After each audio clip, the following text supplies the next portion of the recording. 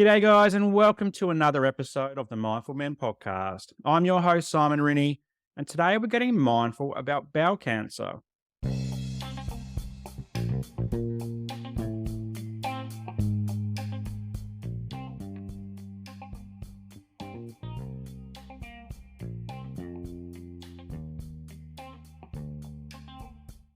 And joining me for today's discussion, I've got Jake Usher from Perth, WA. How you going, Jake? Good, thanks, mate. Happy to be here. Excited. It's good to see you out of bed. It's pretty early over there. We're on opposite sides of Australia, so thanks so much for getting up early and jumping online to have this discussion. I think it's going to be a really interesting discussion, a really much needed discussion. I think for so many of us know someone who's going through cancer or have had cancer or even had cancer ourselves. And so I think, looking at my family and friends at the moment, I've got a number of people that come to mind that are going through cancer at the moment. So I think it's going to be a timely discussion, particularly in terms of sharing your story and promoting it so that people aren't blindsided in their own lives. They can maybe get some support earlier than they think. So really keen to chat about this today. But to introduce you, and this is what you sent me in the booking. So you think you're an everyday normal Aussie bloke living a relatively normal life. And I'm interested to know what normal life looks like for you. And you were diagnosed with stage 4 cancer at the age of 31 and you're 32 now. So before we get started, define what an everyday normal Aussie bloke living a relatively normal life is for you. Yeah, it was probably a bit of a cheap answer, that one. But yeah, so growing up, I basically lived in WA most of my life. I grew up down south in a place called Harvey. That's mainly known for its, I guess, dairy farms and Harvey fresh milk, orange juice, Harvey beef, Harvey cheese. It's like a real sort of farming community. When I was about 14, I moved up north with my old man up to a place called Exmouth, probably most well known for swimming with whale sharks, but it's basically, sun, sea, beach, fishing, surfing, that sort of stuff. Bit different to the farm life.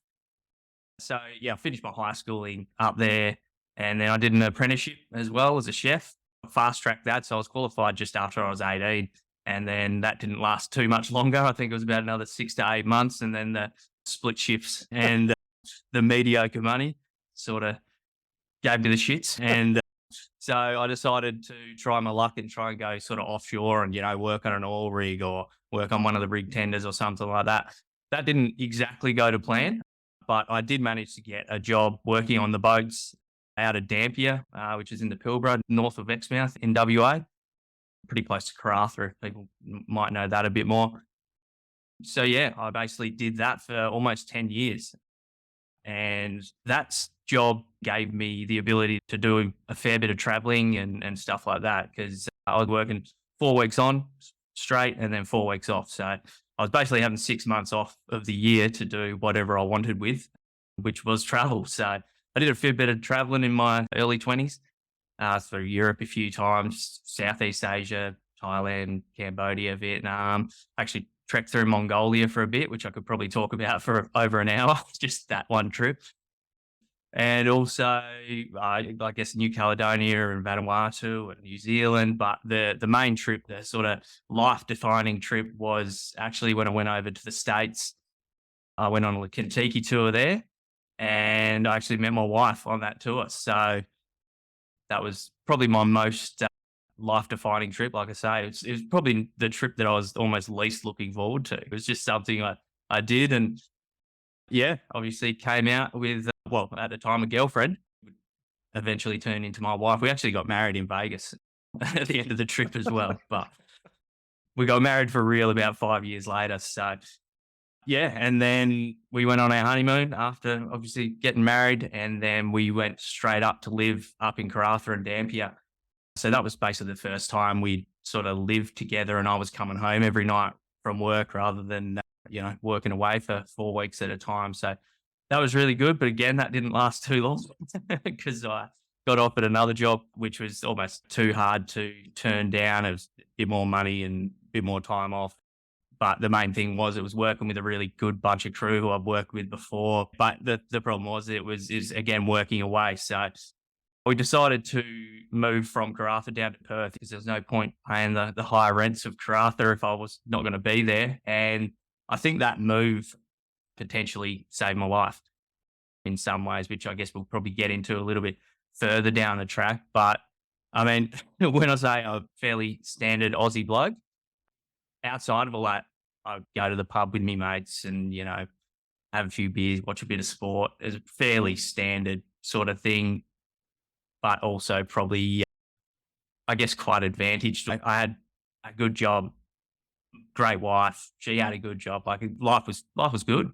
I would say that's anything but the average normal life. Like there's so much travel. That sounds like wonderful. Talk us through the Contiki tour and how you actually met your now wife. Like, did you a sleazy pickup line or something like that? How did that work? I did actually. Yeah.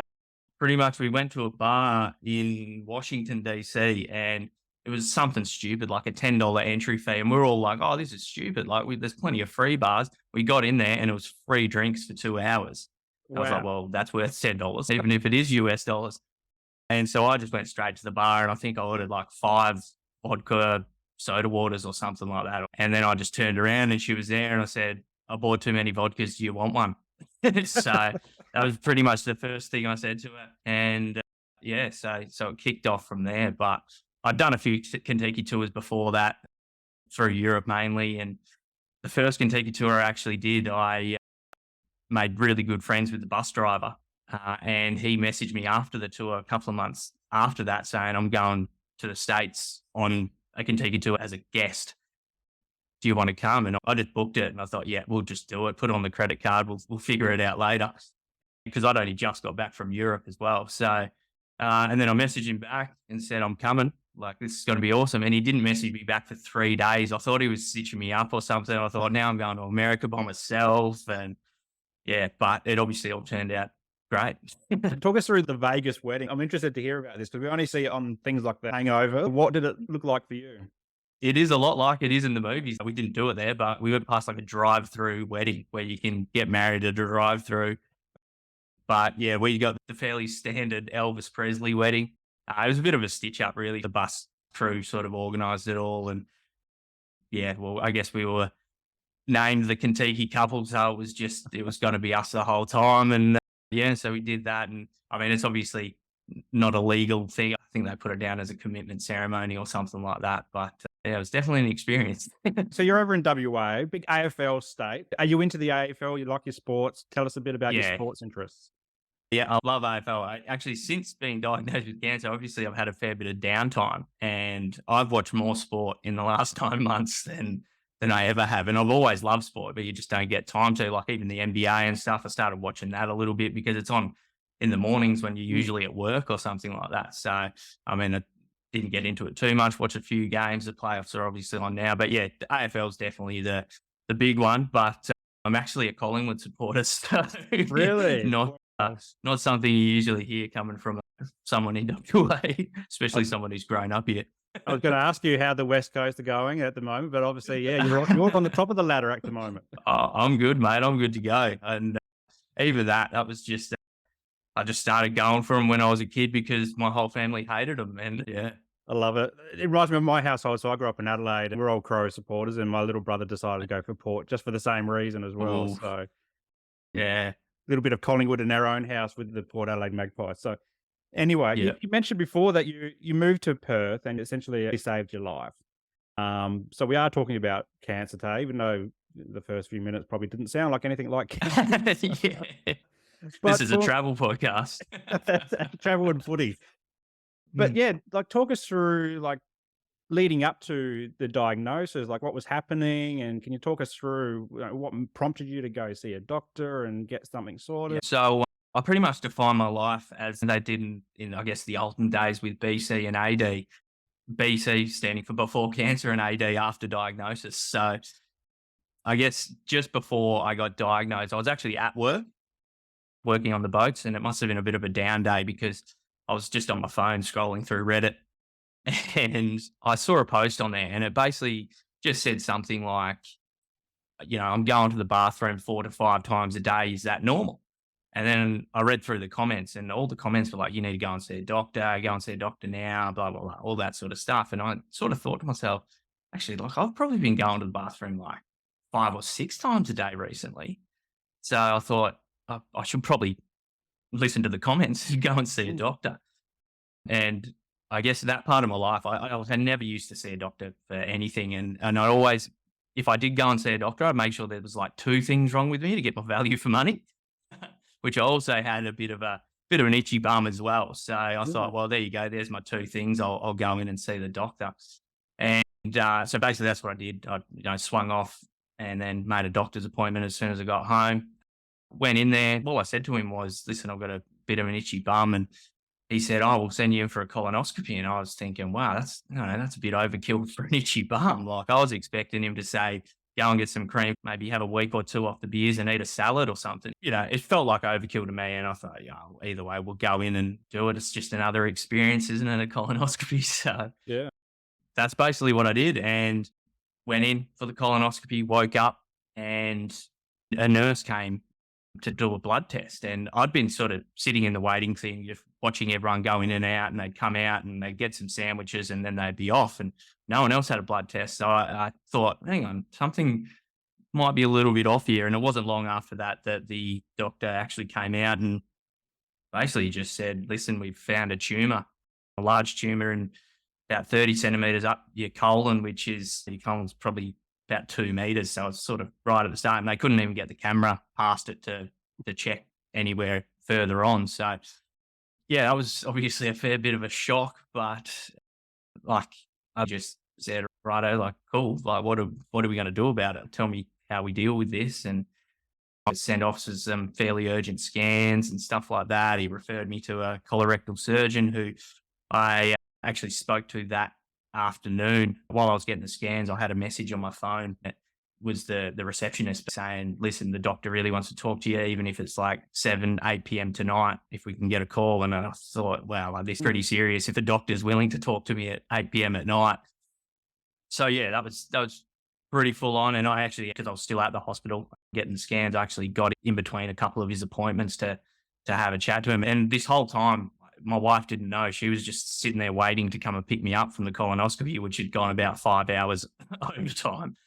But I'm just sort of texting her saying, I'm just going in for some scans and stuff like that.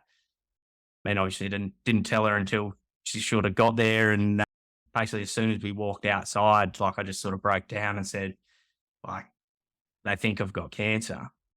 And she was just obviously fairly shocked as well. And it was only about 10 minutes later, we were in with the colorectal surgeon. At least I'd had almost the full day to sort of process it. I've just dropped this bomb on her and then we've gone in and we're talking about it. So yeah, that was sort of what sort of led up to the diagnosis and stuff like that. And then it was basically straight in for treatment as soon as possible. Wow, like it sounds so fast. And I want to take you back to the GP though. Like I've gone to the GP with, itchy bum as well and Yeah. worried, a bit of blood on the poo. And it's very shameful. Like I felt a lot of shame. I felt embarrassed to even talk to the doctor about that. Did you feel any of that embarrassment having to talk about your privates with the doctor and then, to deal with the colonoscopy as well? Like what was that like? Yeah, I guess a little bit, especially to start off with now. I couldn't care. Like Mm. there's been cameras up my bum and stuff like that. I'm open. I'm an open book to anything now. But I was definitely a bit nervous going in, a bit embarrassed about talking about it. No one really likes to talk about their bum and stuff like that. So yeah, it's a bit embarrassing, and I'm sure a lot of people go through it. My surgeon actually told me that it was probably about 1 in 10 doctors would have sent me in for a colonoscopy with just those small symptoms. And Mm. I've actually had a couple of mates who are older than me and have had probably worse symptoms than me.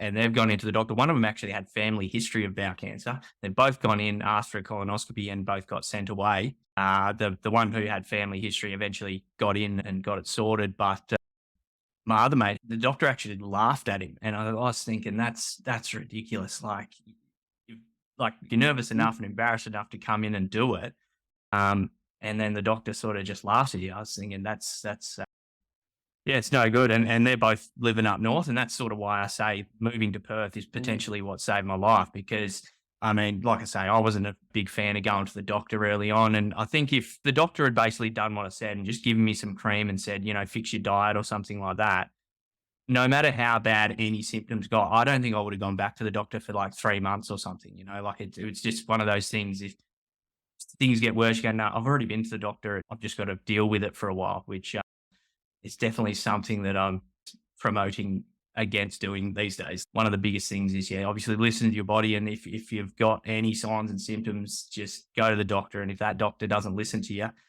go and see another doctor, because you know your body better than anyone else does. And I think actually one of your previous guests, Ange, I think it was, with the ADHD, said the same thing. If you're not getting the answers you want from the doctor, go and see someone else, because especially when it comes to bowel cancer and stuff like that, because unfortunately the stigma is that it's an older person's disease. Like, the government doesn't start testing for it until 50 to 75 when they send out the screening kits, which is a great initiative, but it just adds to the stigma that it's an old person's disease. Like, if the government's not worrying about it until 50, why should I be worrying about it at 30, 31 or younger in some circumstances? So it's just one of those things. And doctors are unfortunately, part of it as well. They're not looking for bowel cancer in people. And a lot of the times, a lot of the symptoms of bowel cancer very similar to like irritable bowel syndrome and stuff like that. So it's easy to get misdiagnosed. And my story is one of luck. Like, everything has just been amazingly lucky for me. And obviously, since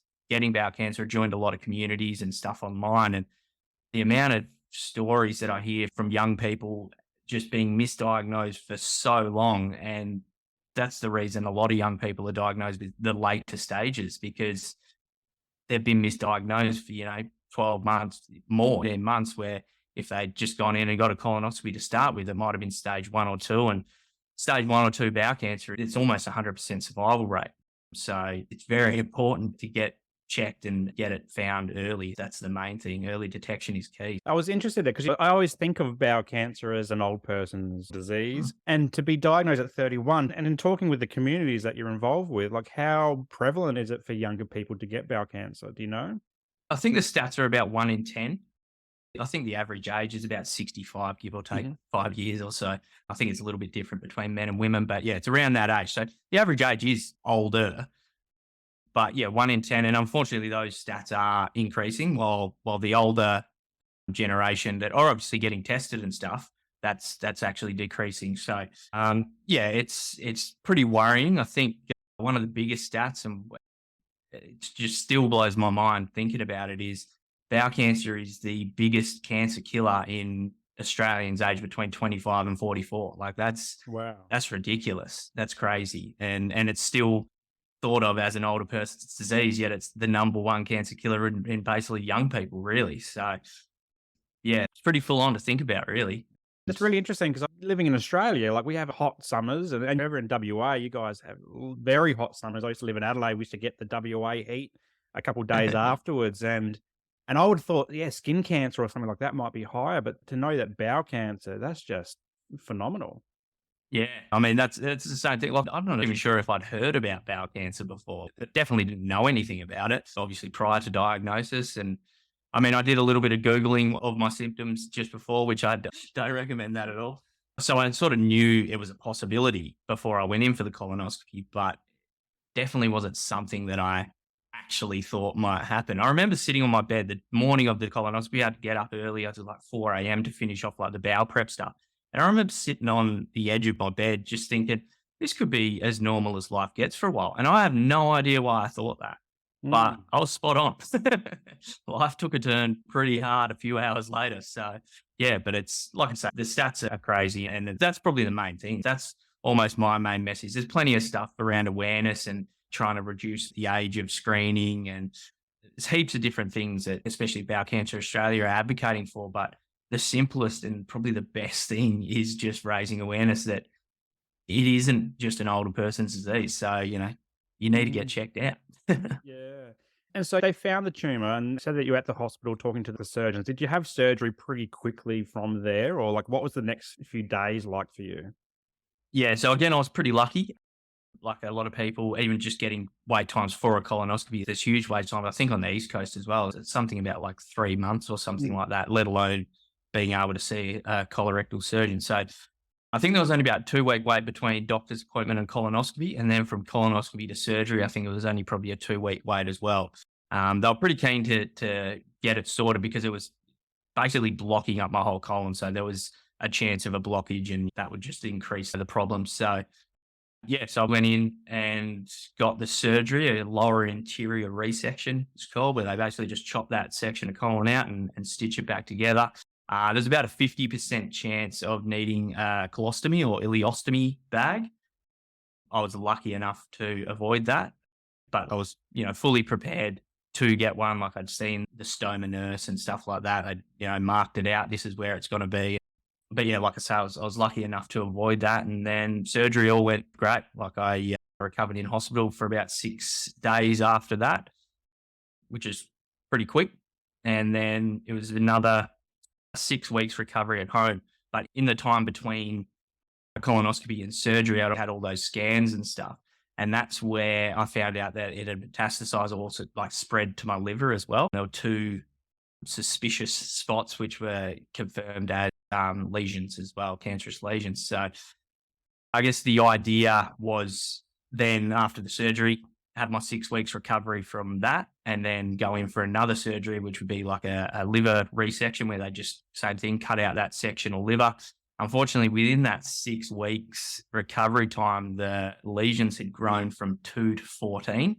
So it was spreading, like, obviously quite aggressively and quite quick. So surgery was cancelled and they sent me in for chemotherapy like a few days later, because the idea was we need to hold this up. We need to slow it down or stop the spread and then take a breath and see what we can do here. So that's what we did. And I did some pretty high strength chemotherapy. It's called FOLFOXIRI for anyone that might want to know. But like, that's pretty high strength. So I think most people, I don't know what the exact numbers are, but I think a lot of people are on either FOLFOX or FOLFIRI, put them together. And that's what I was on. My oncologist basically called it the kitchen sink of chemo. So it's pretty high strength, as well as immunotherapy as well, which I was doing. And then, so chemotherapy, I guess to explain how that works, it's a 2-week cycle. And the plan was to do 12 cycles. And so basically the cycle was Monday, going to the cancer center. I was there for about 6 hours getting pumped with chemo. And then I'd go home with like a little portable pump, which is like just a little bottle basically. And that was on for 46 hours. So Wednesday, a nurse would come to the house, take that off, and then I'd have a week and a half to recover. The weird thing was the worst days were probably like Friday, Saturday, Sunday of that first week. Like chemo stopped, but also all the drugs and steroids and stuff that I was on to mitigate all the side effects had stopped as well. So that were definitely my worst days as far as side effects go. And then pretty much have a good week. And then as soon as you're starting to feel like you're almost back to 100%, you're back in and doing chemo again. So that was pretty full on. So how far along in the treatment cycle are you? You said 12 bouts of the chemo. Have you finished that now, or is that still ongoing? So I've finished that now. I finished that probably about 2 months ago. So after 6 cycles, I got an updated scan, and that scan showed that I'd gone back to 2 lesions. So the chemo had knocked out 12 of the lesions. Now, it doesn't mean it's killed them or anything like that. They can still be there. They're just dormant, which is, not a great thing to think about, that it still might be there. But at least they were gone for now. The chemo had beaten them into submission. And even those 2 that were left, they'd shrunk by about half. I forget the exact sizes now. But that also opened up a potential for another procedure called microablation, which is basically where they stick a probe into your liver and then into the lesion and then just burn it, which is an experience in itself. I was actually awake for it, which I wasn't expecting. Obviously on a fair bit of painkillers, but yeah, and it's hard to explain. But anyway, that was all done, but I was also still doing chemotherapy. There was another 6 cycles. I got another scan, which, like I say, I probably only got the results for about a month and a half, nearly 2 months ago. And that came back basically clear. Like, I've got no active cancer cells in my body, that's amazing. I can't say how good that feels, but there's always a chance of reoccurrence. And the probability of that is quite high. So I am still doing chemotherapy to try and mitigate that and try and reduce the chances of reoccurrence. So, but it is a lot lower chemotherapy now. So I've only had about 2 cycles of that. And one of those cycles, I actually ended up getting an abscess on my bum. And that wrecked me. That's been almost more debilitating than the chemo recently. It's been pretty full on. So I've only just been able to sit down comfortably. So I got no idea how that first cycle really affected me chemo wise, but the most recent one, it felt like almost a holiday. Like I was a little bit tired and still, a bit nauseous in the first few days, but by Thursday I was almost back to normal. So I'm nearly getting a week and a half of good time now rather than just a week. And even those first few days are a lot easier to handle at the moment. Can you talk us through actually going through chemo? And for anyone who hasn't been through it or seen it, I remember TV is my go-to. Is a lot of people like throwing up and stuff like that. That's exactly what I thought. Like my first round of chemo, when I went into the cancer center, I was expecting to be throwing up, and I had the throw up things that you get on planes. I bought a few of them for the car because I was thinking on the ride home, I'm going to be throwing up. I haven't thrown up this whole time. So it's not exactly what you see on the TV. Like it's still bad. And this is just my experience as well. I know other people are affected by nausea a lot more than I am. And like appetite and stuff like that. A lot of people don't eat. Me, it hasn't affected my appetite. Most people, you think, are vomiting and losing weight. I haven't vomited and I put on nearly 17 kilos. Oh, wow. Like in 9 months. And that's not just because I'm eating bad and not doing anything. That's also to do with the drugs. Well, that's what I'm blaming it on anyway. So, yeah, but fatigue, 100%. Like you see that a lot. Fatigue, it's crazy. It's like I was having to sleep pretty much every single day. Even in my good week, might just be a sort of half an hour nap in my good week. But in my bad week, I'd probably sleep in about maybe 3 or 4 hours in the afternoon. And that wasn't affecting me sleeping at night either. Like I was still sleeping fine at night. But yeah, there's a lot of little things, and it's different for whatever chemo you're on, which is something that I didn't know. I thought chemo was just chemo, but there's different chemos for different cancers and stuff like that. And even though the cancer is in my liver, it's not liver cancer. It's still bowel cancer that's spread to my liver. So I'm still being treated for bowel cancer, I guess. Okay. So that's, I guess, something that I was surprised about in the beginning. But yeah, there's heaps of side effects and stuff, mainly physical. Neuropathy's one, like your hands and your feet basically go numb and tingly. That sort of affects you more and more as the chemo sort of builds up in your system. There was a time there, probably around about cycle 7-ish or something like that. I pretty much could not feel my hands on my feet 24 hours a day, and they were just tingly, and it was a pretty bad feeling. But I ended up doing some acupuncture, which has helped it heaps. Like I still do have it, especially in my fingertips, but it's not my whole hands and my whole feet anymore. And also it hopefully should be getting better now I'm on this lower strength chemo.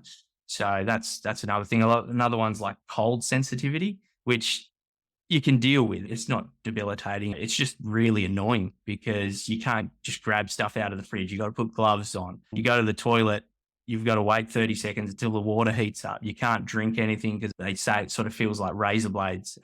So basically you can only drink tea, coffee and hot water really for the first at least sort of 4 days or something like that, which your body's just been pumped with a bit of poison, and all I was craving was like a nice cold fresh juice and a salad or something, It's sort of like you're hungover a little bit, but yeah, so there's all those things. Plus obviously like stuff that you don't even think about really, like reproductive stuff, like that's gone.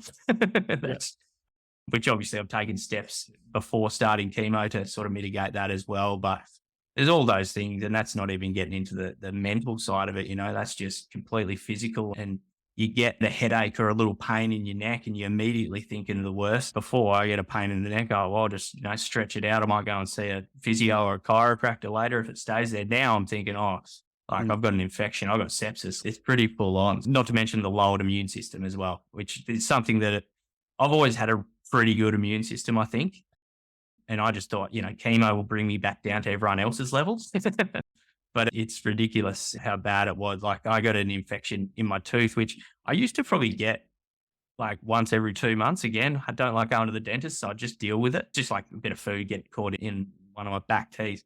That happened while I was on chemo and it just didn't go away. And I had to actually skip a week of chemo because I had the infection and it wasn't going away. So in that sort of week off where I'm supposed to be resting, I actually went in and got 3 wisdom teeth out. So that was not my idea of a holiday, but It's just stuff like that, stuff that just doesn't normally affect you. And same with that, the abscess thing. Like, I'm pretty sure my body probably would have fought it. No dramas 9 months ago or something. But just, yeah, your body's obviously getting cooked by the chemo. The chemo is not your friend, really. Like, it's poison and it's going into your body. It's just that chemo hates cancer more than it hates you, sort of thing. So I think the saying is that the enemy of my enemy is my friend. So I guess, me and chemo are like this at the moment, even though it's, Your cooking me a bit. frenemies, maybe. Yeah, that's it. That's it. 100%. You mentioned there's a lot of physical aspects of this and trying to beat the cancer with a lot of, as you say, poison. But you touched on the psychological components of it. I remember you saying right at the start, like you had the colonoscopy, they identified a tumour, then you had to wait 2 weeks. That in itself, those 2 weeks must have been hell psychologically. And I guess thinking back to that stage and that first discussion you had with your partner, how did it impact you mentally as well? I've been pretty good mentally for the majority of this, I guess, ordeal. I don't like to say the word journey, but it's hard to find a word that isn't journey sometimes. But yeah, definitely telling my wife, and then that evening telling my parents, calling them and telling them. That's still probably the hardest, I think, time I've had. Like, I called my mum, she was at work, and I was like, well, maybe call me when you get home. And I think she must have just left work straight away because she knew something was up. But even calling my dad, like, I reckon for about 30 seconds to probably more than a minute, actually. Like, I was on the phone to him and I just couldn't verbalize it. I couldn't say it. Like, it's weird. All I wanted to say was, oh, g'day, mate. Yeah, listen, I've got cancer. But it just verbalizing it and saying those words was so hard, not just to my family, but to anyone. But as soon as I knew someone knew, it was fine. No dramas. It was just sort of like, I feel like I didn't want to be just dropping bombs on people because no one's expecting you to say it. Even if you told someone, listen, we need to talk and you need to sit down, no one's expecting you to go, yeah, listen, I've got cancer. Like, that's full on. And I think I just I didn't want people to feel sorry for me and stuff like that. So I think that was probably, yeah, definitely one of the hardest parts. There have been hard times after that, but that was, I think, just because I didn't know either what was going on. And like you say, in between that sort of waiting time, again, something that I probably shouldn't have done. I was Googling a fair bit. And other than speaking to my family, probably one of the other worst days, it probably knocked me around for about 2 days mentally. I was sort of in bed and just not motivated to do anything, is when I Googled survival stats or survival rates. And yeah, that knocked me around a fair bit. Like, I'll say them, but I'll probably put a warning out there that if there is anyone dealing with bowel cancer, especially stage 4, or you know someone and you don't know the stats or you don't want to know them, maybe skip ahead a few minutes. Because like I say, it did knock me around a fair bit. So the stats that are basically out there for stage 4 bowel cancer is you've got a 14% or 1-4 survival rate for 5 years. So, you've only got 14 people in 100 that are going past 5 years. Now, that's still something that plays on my mind. It's not as bad as those first few days, because I think after laying in bed and feeling sorry for myself for a couple of days, I sort of came to the realization that, righto, let's do everything we can to be in that 14%, And obviously I've got support and stuff around me as well, which has helped along the way, sort of mentally and stuff. But it was just sort of one of those things where I thought, hang on, like, I've also just read this stat, and that's all I've read. I've just read that stat. I haven't read anything about, what leads to that stat. Like I say, the average age of someone with bowel cancer is 67. So technically I've already got age on my side. There's so many different variables, and yeah, the stats are the stats, and that's the survival rate. But there's a lot of things that are on my side. Obviously, age, physical fitness, which I'm not a specimen of physical fitness, but I wasn't always like this. And there's heaps of other things. Obviously, how treatment is affecting you, and if it's working.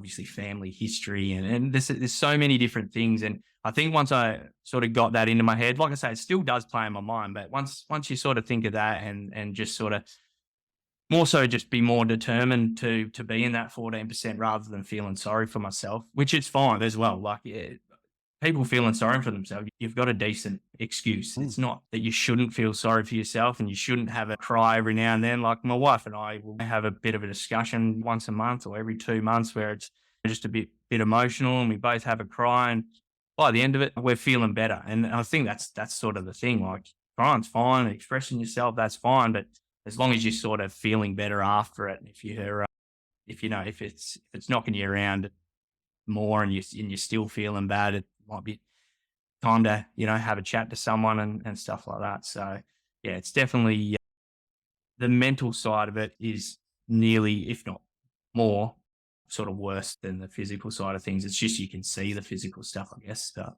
yeah, like I say, I'm also in a pretty good position. I'm part of these communities where I hear stories from other people and like even financial stresses. That's something that I haven't had to worry about too much. Like my work's been amazing. My wife's work's been amazing. Like I haven't had to stress about work. Like I'm by no means financially set up or anything like that. Like I don't own my house or anything like that, but like I've got insurances. I think my health insurance would be almost about to crack 100 grand claims in the last 9 months. So I'm definitely getting my premiums back from them. And, I've also got a little GoFundMe campaign, which is just there to sort of fill the gaps in the medical costs that the insurances aren't picking up, which has been amazing. And just that in itself, not just the donation, but this whole experience, one of the things that I've sort of found out is how many genuinely good people I know. Like, I've got a fair few mates and they're good mates, but I didn't know how good, like how genuinely nice these people were. And that goes for family members as well. Like the amount of support I've had has absolutely made this whole experience a lot easier for me. Like just especially my wife, 100%, but also other friends and family who come around and do a bit of gardening and drop off some meals and stuff like that. Meals are amazing. And if you've got someone who's dealing with cancer or something like that and you don't know what to do, giving them some meals is a pretty good thing because it not only helps me, but it sort of takes something off my wife's plate as well. And that's something that people don't really realize as well. That like my wife's going through the exact same thing I'm going through, but she has to work full time and just act like life's normal as well. So definitely, I think a lot of people underestimate how hard it is on your family. And that's almost the worst thing for me, like is knowing, I mean, I know it's not my fault and everyone will say, it's not your fault. You can't do anything about it. But just knowing how much stress and pressure I'm putting on my friends and family, that's something that sort of gets to me a bit, I guess. But yeah, I was going to say these communities I'm part of, like some of the stories I hear about people completely stressing about work and finances. It's really sad to hear because you've got people, no one expects to get bowel cancer, especially at a young age. So you just find out you get it. You've got cancer, you've got to deal with it, but life doesn't stop. Like your bills don't stop. Like nothing stops. Telstra isn't calling up and going, listen, I heard you got bowel cancer. Don't worry about your bill for the next 12 months. Or, your rent or power bills and everything's a pretty big thing at the moment. And none of that stops. So a lot of people are just stressed about their work or losing their jobs. And something that's probably even more sad is people that continue to work at the detriment of their treatment. That just makes me, it just makes me feel like really sad for those people. And like parents as well, like myself and my wife don't have any kids or anything, but just the thought of that and having, especially single parents. And so, like I say, it's I've had it pretty lucky. It sounds like a weird thing to say when you've got stage 4 bowel cancer, but my journey has been completely lucky from finding out the processes through treatment and then also like all these other things that I don't have to worry about. So yeah, it's something that I'm pretty appreciative of. And I think that's another thing that sort of helps with the journey is, I guess, knowing that you're in a bit of a shit situation, but there are worse people out there. I feel like it's sort of like imposter syndrome, especially when I started the GoFundMe thing. Like I started it like 3 months before I actually activated it because I just felt like there's so many people out there that are worse off, like financially and being parents and having to deal with kids and stuff like that, whilst also on treatment. And I just felt like I didn't want to start it because, like I say, I've just felt like a bit of an imposter sort of thing. But then I sort of came to the realization that just because there are people out there that are worse off doesn't mean my problems aren't there. And I think that should be for everyone, like it's good to know and recognize that there are people out there worse than you, but it doesn't make your problems any less relevant. So I think that's probably a good thing to think about. I'm glad you said that because as a therapist myself, so I'm a social worker and therapist, and I often say this to people who come into therapy. It's like there might be worse people in the world than what you're going through, but it doesn't make your experience any less important as well. Yeah. And there's also when you compare yourself to somebody else, you might be worse off than the next person as well. So it is a bit of a spectrum. And I'm glad you said that because, yeah, for anyone who's listening, he going, oh, I'm not as bad as that single mum or anything like that. That could be the thing that stops them from going and get that colonoscopy and going to see Yeah. that GP. But I think it's really important that they just go, you know what? We're all important. I'm important. I need to get this sorted. Let's go and start the conversation. And I love how you're having this conversation on the podcast for one, but also, I came across you on TikTok and Instagram as well. So I follow you on both those platforms and Thank you're you. very raw and real on those platforms, showing what it's like to go through stage 4 cancer. Why is it important for you to share this story? It is quite a personal story, but why is it so important for you to do that? Yeah. So I basically just started doing videos because I was sick of copy and pasting the same message to everyone who was asking how I was going. I may as well have had a group chat and just let everyone know that way. So that's why I started the videos, just to give everyone an update sort of once a week or something like that, because as much as I appreciate all the messages of support and all that sort of thing, like I was also very fatigued a lot of the time. So it was hard to get back to people. And to be honest, I probably in the first month or two, my phone was blowing up and I would have missed and probably not returned close to 90% of those calls, which I still feel very bad for, but it was just something that I just physically couldn't do it. So yeah, so I started making these sort of videos on TikTok and a little bit on Instagram, and the response has been amazing. Like, I've had quite a few messages of either people who are going through things and then sort of it's put it in perspective for them. And then also I've had a lot of people message me and say, since watching your video, I've booked in for a doctor's appointment or a colonoscopy and that. But the first time I got one of those messages, I was blown away. Like I went and told my wife straight away, like I could be saving lives here, so that was awesome. But, it's just one of those things that, again, like I put it off for a little while. That was probably less the imposter syndrome, but it was more just opening up on social media is a bit of a risk because there's obviously a lot of trolls and stuff out there.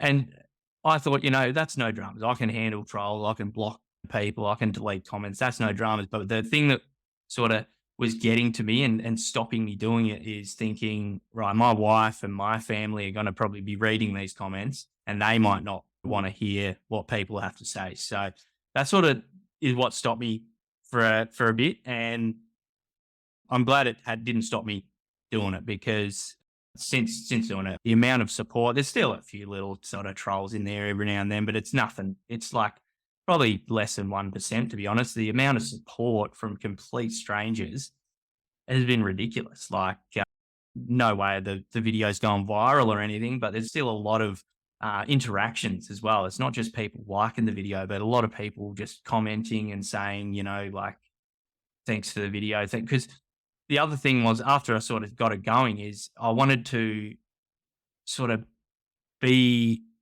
a support for people who are not just going through it themselves, but the family members who have questions that they don't specifically want to ask their family member or whoever's going through cancer. Like, but you can ask me anything on there as long as it's respectful and you're not trolling me or something like that. I'll answer anything. So I would say probably more so family members contact me and not just asking questions about the cancer itself, but like I say, the people messaging me and asking what they can do. Like, how can I help my friend that's got cancer now? And because like you say, no one's got any idea. Like I say, I had no idea Mm. anything about bowel cancer beforehand.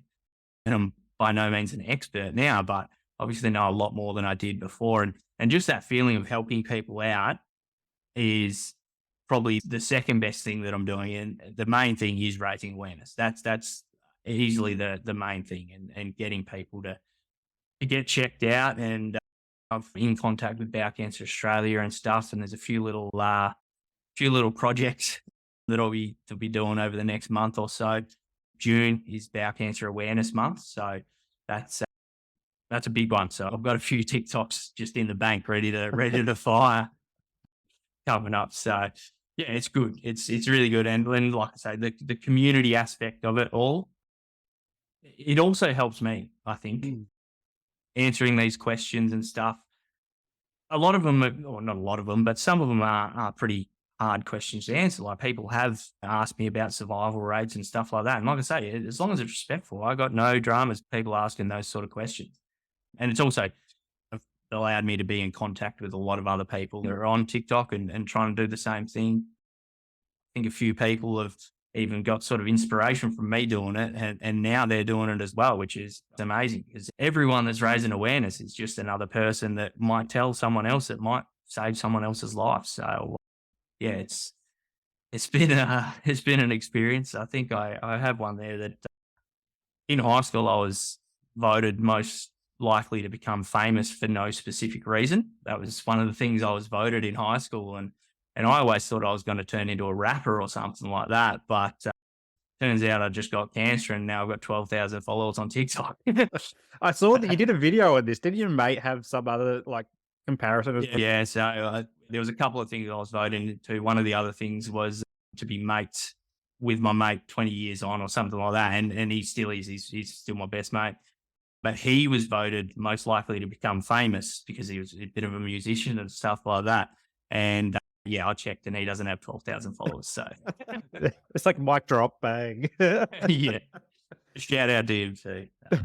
But I mean, when you're on the social media, and I was very similar with my mental health journey. So I'm on social media for mental health, to normalize discussions around mental health.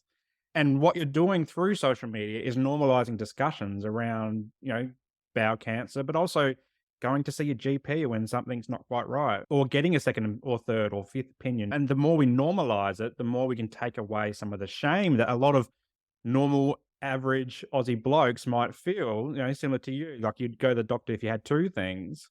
Maybe we can Yeah. bring that down to one thing, or just even going in for tune-ups along the way and just checking. That's the whole purpose of a checkup, is just to make sure everything's working as it should be. So, Of the annual service, yeah, like we do our cars. Exactly right. Yeah. And it's an amazing thing that you are doing in the face of adversity. It is an amazing thing you are. It takes a lot of strength to just open up and share with your deep and meaningfuls with the world. So I am thankful that you are doing it.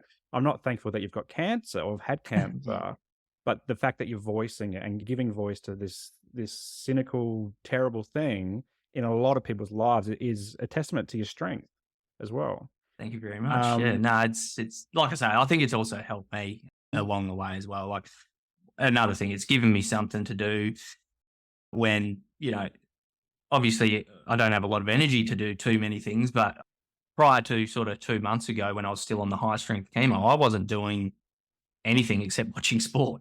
Like, I was just sitting at home, and with the lowered immune system, I didn't want to go out anywhere and stuff like that. So literally, I've just been sitting at home for probably 8, 9 months. And other than watching sport, I'll get my little fix in the morning of sport, and then it's just something to do, whether that's creating videos or just coming up with ideas, or just speaking to people, messaging people and stuff like that. So I definitely think it's been a good thing for me.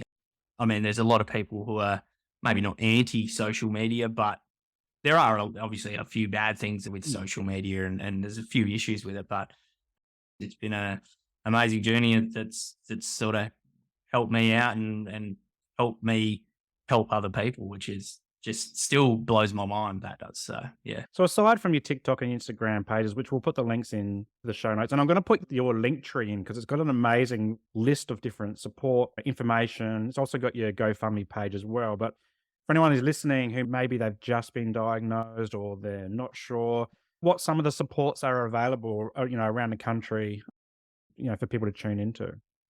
Yeah. So there's obviously Bowel Cancer Australia, along with the Cancer Council. Both of them have phone numbers that you can call. And you don't have to even have cancer. You can be a carer or just know someone that's got cancer. You can call them, just have a chat, ask questions. I think, not 100% sure about this, but I think Cancer Council can sometimes assist with financial things. Like, I believe it's something like they might pay one utility bill or something like that, which isn't huge, but it might be enough to get someone out of the shit there. And then they've also got advice and stuff that they can give you financially and say, we can set you up with this person to help you out and get a bit of a plan going. Even like writing wills and all that sort of stuff. Like, that's something that I should look into, but just stuff like that. They can help you out a fair bit there. Even put you in contact with Centrelink if that is something that available for you. But also like superannuation and stuff like that. A lot of people might even have income protection or something like that they don't even know about, that they're already paying from their super. Like accessing your super, potentially, there's quite a few rules and regs behind doing that, like accessing it early. And permanent disability insurance. So there's a lot of little things that you might not even think about that you might be able to access that can help you along the way. Like you say, on my Linktree link, I've created a thing called the chemo comfort items, which when I first got diagnosed or when I first knew I was going in for chemo, I was searching online, like, how can I make this better? Like, how can I mitigate a few of these? How can I make this as comfortable as possible to go through this awful time? And there was just nothing, or there was little bits here and there. Like, I was going on Reddit, I was going on forums, I was going through the Cancer Council, and there were little things here and there, but no just full list. So that's what I did. I sort of created a bit of a list, which has got things from like port access shirts, which sort of zip down so that you can access your port there, to slippers, to like hand massages, just things that may have just helped out along the way. I just made it a little bit more comfortable along the way, because I mean, that's one thing that I would say, if you can and you are doing chemo, just try and make it as comfortable an experience as you can, because if you don't, it's going to be uncomfortable. So, do that, and obviously rest as much as your body needs to. Don't try and push yourself. That's the probably two very small things that I would say about chemo, or recommendations, I guess. So yeah, just those things. And also on the link tree there's a lot of stats and facts and stuff about bowel cancer. What else have I got on there? There's a few things. There's a lot of links on there that I just think will just help people out. So that's another just sort of gateway to maybe not raising awareness once you're at that stage, but at least helping out people that have mainly just started. Yeah, I'll put the link in the show notes for people to access. It is a really good link tree. I was on there earlier this morning having a look. Yeah. Jake, I really appreciate you coming on the show, sharing your journey, and you're awesome to chat with as well. The last thing I like to leave my listeners with is my guests plugging something that makes them feel good. And the reason we do this is because we do talk about some pretty heavy things on the show, whether it's cancer, mental health, physical health, disability. We talk about it all. And so I love leaving this little plug at the end, and it could be anything that's not related to cancer, but just something you're listening to, watching, reading, either a self-care activity, favorite coffee, anything that just lights you up at the moment to make you feel good, and pay that forward for the listeners out there.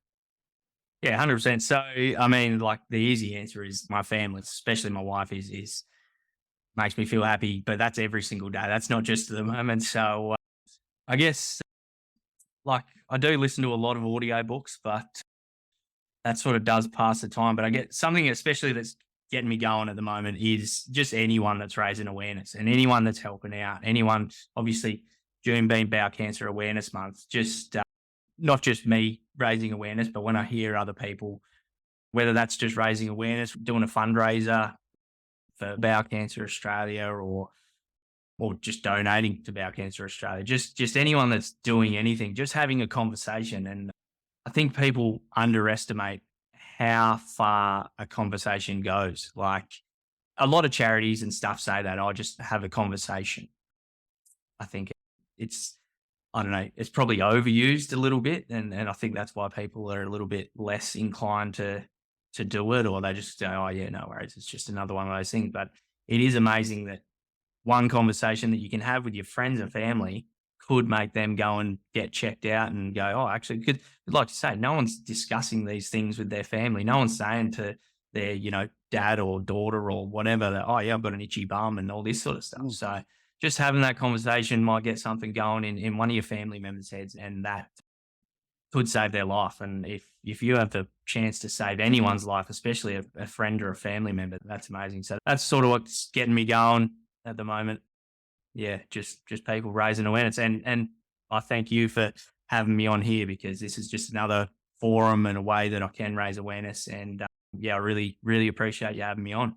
Jake, love it, mate. And all the best with the journey, or not journey, if you don't want to call it a journey. And I can envision that the pies are going to do pretty well this year as well. So that's probably lighting your boat at the moment. But yeah, Yeah, thanks so much for coming. I really have appreciated your time this morning, and all the best for the future. thank you very much, mate.